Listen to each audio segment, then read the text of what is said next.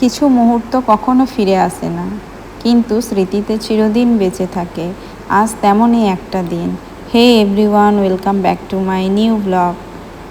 আজ আমাদের মায়ের প্রথম জন্মদিন। দেখতে দেখতে একটি বছর পার হয়ে গেল। এই একটি বছরে আমরা অনেক কিছু পেয়েছি, নতুন পরিচয়, নতুন অনুভূতি, আর এমন কিছু স্মৃতি যা কোনো দিন ভুলে যাওয়া সম্ভব নয়। জানো তো, আজকে না একদম বিকেল থেকে এত বৃষ্টি, মানে থামার কোনো গল্প নেই। আর আমার তো চিন্তা হচ্ছিল যে কী হবে না হবে, আদৌ কেউ আসবে কি না।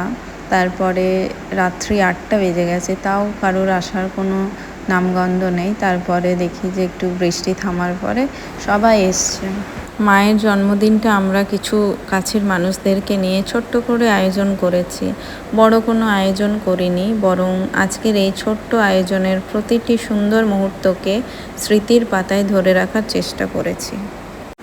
একদিন মা যখন বড় হবে তখন তো আর এই দিনটির কথা তার মনে থাকবে না, কিন্তু এই ছবি আর ভিডিওগুলো তাকে সেই দিনটির কথা মনে করিয়ে দেবে যে তার প্রথম জন্মদিনে তাকে ঘিরে ছিল কত ভালোবাসা আর কত আদর।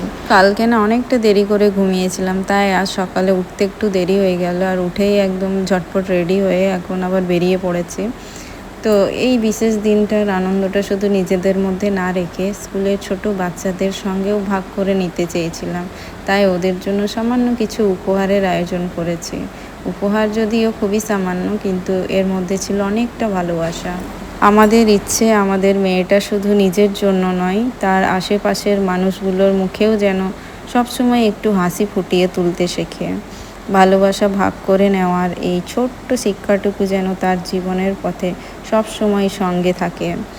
চলো আজকের মতো থাক, আবারও দেখা হবে পরবর্তী কোনো ভিডিওতে।